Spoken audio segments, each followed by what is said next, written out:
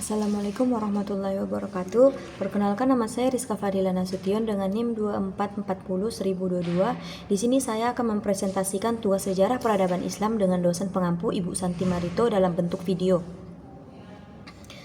Judulnya itu adalah Peradaban Islam pada masa Khulafaur Rasyidin. Setelah wafatnya Nabi Muhammad SAW pada tahun 632 Masehi, kepemimpinan umat Islam dilanjutkan oleh para sahabat beliau yang tergolong dalam kelompok Khulafaur Rasyidin, yang berarti para khalifah yang mendapat petunjuk. Mereka adalah yang pertama Abu Bakar As-Siddiq dari tahun 632 sampai dengan 634 Masehi, dan yang kedua Umar bin Khattab dari tahun 634 sampai dengan 644 Masehi. Yang ketiga adalah Utsman bin Affan dari tahun 644 sampai 656 Masehi. Yang keempat dan terakhir adalah Ali bin Abi Thalib dari tahun 656 sampai dengan 661 Masehi. Pada masa Khulafaur Rasyidin merupakan periode penting dalam sejarah Islam karena pada masa inilah fondasi peradaban Islam dibangun dan dikembangkan. Yang pertama, saya akan menjelaskan peradaban Islam pada masa Abu Bakar As-Siddiq. Setelah wafatnya Nabi Muhammad SAW pada tahun 632 Masehi, umat Islam menghadapi situasi genting. Banyak suku Arab yang murtad dan menolak membayar zakat, dan ada yang mengikuti nabi-nabi palsu seperti Musailama Al-Kadzab. Dalam bentuk ini, Abu Bakar As-Siddiq diangkat sebagai khalifah pertama dengan tugas berat untuk menyatukan kembali umat Islam dan menjaga keberlangsungan dakwah Islam. Abu Bakar dengan tegas menyatakan perang terhadap mereka yang murtad dan menolak membayar zakat. Beliau menyerahkan 11 pasukan di bawah kepemimpinan para panglima ulung seperti Khalid bin Walid. Pertempuran sangat berkecamuk di berbagai wilayah. Perang Yamamah melawan Musailama Al-Kadzab adalah yang paling brutal. Mereka menelan banyak korban syuhada dari kalangan penghafal Al-Quran. Namun, berkat keteguhan dan strategi Abu Bakar, gelombang pemberontakan berhasil dipadamkan satu persatu. Keberhasilan dalam perang Ridha ini sangat fundamental. Ia tidak hanya mengembalikan kesatuan umat Islam di Jazirah Arab, tetapi juga menegaskan otoritas Islam yang baru. Ini adalah langkah pertama dan yang terpenting dalam membangun fondasi peradaban. Tetapi karena korban dari perang Ridha banyak menelan korban syuhadah dari kalangan penghafal Al-Quran, Abu Bakar As-Siddiq merasa khawatir bahwa jika hal ini dibiarkan maka ayat-ayat Al-Quran bisa hilang dari ingatan umat. Abu Bakar kemudian menunjuk Zaid bin Zaid, salah satu penulis wahyu terpercaya dan hafiz Al-Quran, untuk memimpin proyek pengumpulan. Zaid bin Zabid juga sempat ragu dan berkata, "Sungguh seandainya aku disuruh memindahkan gunung, itu lebih ringan bagiku daripada mengumpulkan Al-Quran." Namun, akhirnya menerima amanah tersebut. Prosesnya melibatkan yang pertama pengumpulan ayat Al-Quran dari berbagai sumber dan hafalan. Yang kedua, memastikan setiap ayat yang dikumpulkan telah disaksikan oleh 2 orang saksi. Yang ketiga, menyatukan semuanya dalam satu mushaf induk yang rapi dan lengkap.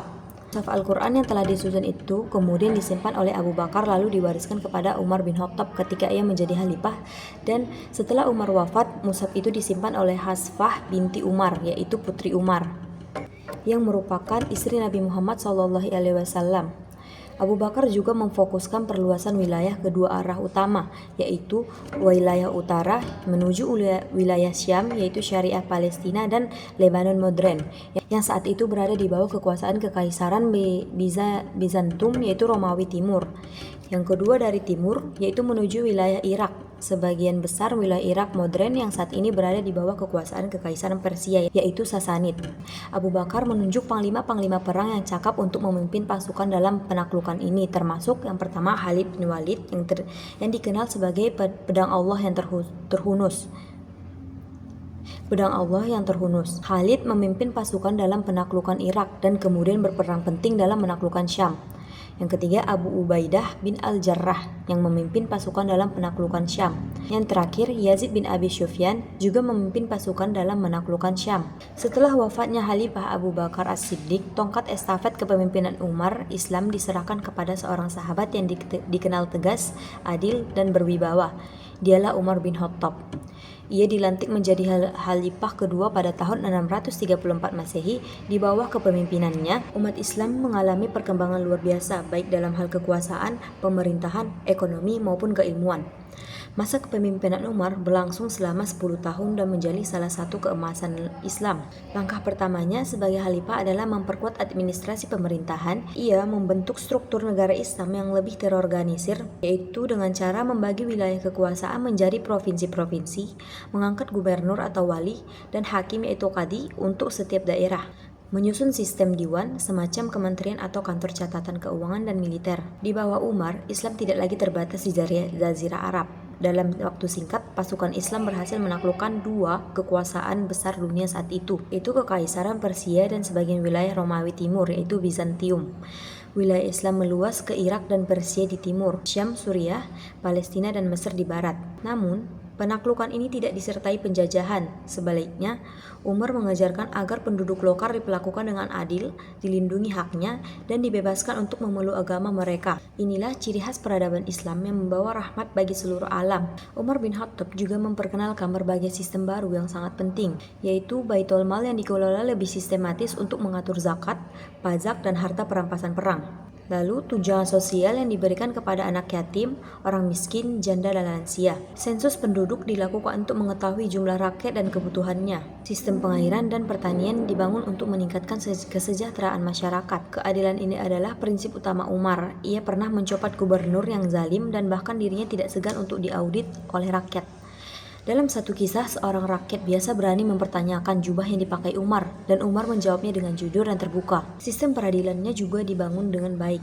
Hakim-hakim ditunjuk berdasarkan ilmu dan kejujurannya, bukan karena kedekatan atau kekayaan. Walaupun fokus utama Umar adalah pemerintahan dan ekspansi, ia tetap memulihkan ilmu. Masjid dijadikan sebagai pusat pendidikan dan dakwah. Ia juga memerintahkan pembelajaran Al-Quran dan hukum Islam kepada masyarakat umum. Pada tahun 644 Masehi, Umar bin Khattab wafat setelah ditikam oleh seorang tawanan Persia bernama Abu Lulu'ah. Namun warisan beliau tidak hilang. Ia meninggalkan pemerintahan yang stabil, wilayah Islam yang luas, rakyat yang sejahtera, dan sistem hukum yang adil.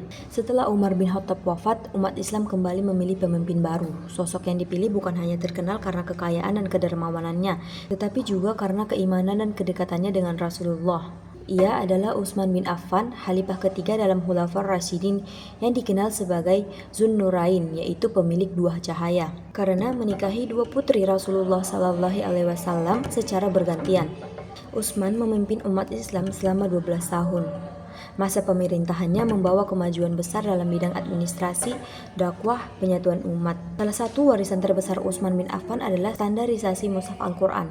Ketika wilayah Islam semakin luas, umat Islam dari berbagai daerah membaca Al-Quran dengan logat dan dialek yang berbeda, sehingga timbul kekhawatiran akan perpecahan. Utsman segera membentuk tim penyalin Al-Quran yang dipimpin oleh Zaid bin Thabit yang juga pernah menjadi penulis wahyu pada masa Nabi dan Abu Bakar. Mushaf yang disalin ini kemudian disebut Mushaf Utsmani. Salinan mushaf tersebut dikirim ke berbagai daerah dan mushaf-mushaf lain yang berbeda dibakar untuk mencegah perselisihan. Pada masa Utsman, wilayah kekuasaan Islam semakin meluas, yaitu mencakup Afrika Utara, yaitu wilayah Tunisia dan sekitarnya, Azerbaijan dan Armenia di timur laut, kawasan Asia Tengah, dan wilayah-wilayah baru di Persia untuk pertama kalinya. Angkatan Laut Islam dibentuk secara resmi. Utsman menyetujui pembentukan armada laut oleh Gubernur Muawiyah di Syam yang kemudian berhasil memenangkan pertempuran melawan Angkatan Laut Bizantium. Hal ini memperkuat posisi Islam sebagai kekuatan global baik di darat maupun di laut. Dalam bidang administrasi, Utsman menyempurnakan sistem diwan, yaitu catatan keuangan dan militer, yang sudah dibentuk pada masa Umar. Memperbaiki sistem pos, transportasi, dan keamanan antar wilayah. Menunjuk para gubernur dari kalangan Quraisy dan keluarganya, karena dinilai mampu secara politik dan ekonomi. Namun hal ini juga menjadi titik awal munculnya kritik dan ketidakpuasan dari sebagian masyarakat. Terutama di masa akhir kepemimpinannya, Utsman bin Affan sangat dikenal sebagai Khalifah Dermawan. Ia banyak menggunakan kekayaannya untuk kepentingan umat. Ia membeli sumur Raumah dan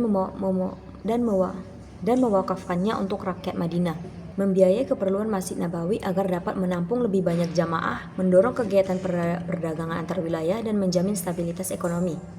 Umat Islam pada masa ini mengalami kemakmuran dan pembangunan infrastruktur seperti jalan, masjid, dan tempat-tempat pertemuan mulai berkembang. Pada tahun-tahun terakhir pemerintahannya muncul berbagai fitnah dan pemberontakan yang dipicu oleh rasa tidak puas terhadap para gubernur yang dianggap sewenang-wenangnya, tuduhan nepotisme karena Utsman banyak menunjuk kerabatnya, hasutan dari tokoh-tokoh yang memanfaatkan ketegangan politik. Meskipun menghadapi tekanan besar, Utsman tetap bersikap sabar dan tidak membalas dengan kekerasan. Ia memilih untuk tidak melibatkan pasukan untuk membela dirinya agar tidak terjadi pertumpahan darah sesama muslim. Yang akhirnya pada tahun 656 Masehi, Utsman wafat sebagai syahid di tangan para pemberontak saat sedang membaca Al-Quran di rumahnya. Setelah wafatnya Khalifah Utsman bin Affan, umat Islam memasuki masa yang penuh gejolak di tengah situasi politik yang panas. Umat Islam memilih seseorang pemimpin yang terkenal dengan keberanian, keilmuan, dan ketakwaannya, yaitu adalah Ali bin Abi Thalib, sepupu dan menantu Rasulullah Shallallahu Alaihi Wasallam. Ia menjadi khalifah keempat dari Khulafaur Rasyidin pada tahun 656 Masehi. Kepemimpinannya itu berlangsung selama sekitar 5 tahun, namun pada saat itu penuh dengan tantangan besar dan pergolakan internal umat Islam. Ali memulai kepemimpinannya dengan niat suci, menegakkan keadilan, memperbaiki kerusakan, dan menyatukan umat. Ia dikenal sebagai pemimpin yang jujur, berani, dan sangat mencintai ilmu. Namun, kondisi saat itu sangat sulit. Pembunuhan terhadap Utsman bin Affan masih meninggalkan luka dan perpecahan. Banyak sahabat besar berbeda pendapat tentang siapa yang bertanggung jawab dan bagaimana menyelesaikan krisis ini. Ali tetap berusaha menegakkan keadilan dan memperbaiki pemerintahan dari dalam. Ia mengganti beberapa gubernur yang dianggap lemah atau tidak adil dan kembali menegakkan pentingnya kejujuran ilmu dan pelayanan masyarakat. Sayangnya, masa pemerintahan Ali banyak diwarnai konflik internal yang lebih dalam sejarahnya dikenal sebagai masa fitnah kubra, yaitu fitnah besar. Dua perang besar terjadi. Yang pertama, Perang Jamal di tahun 656 Masehi yang terjadi antara pasukan Khalifah Ali melawan pasukan yang dipimpin oleh Aisyah, Talhah, dan Zubair. Mereka menuntut kejelasan dan keadilan atas pembunuhan Utsman. Meskipun Ali menang, perang ini sangat menyedihkan karena terjadi di antara sesama sahabat Nabi.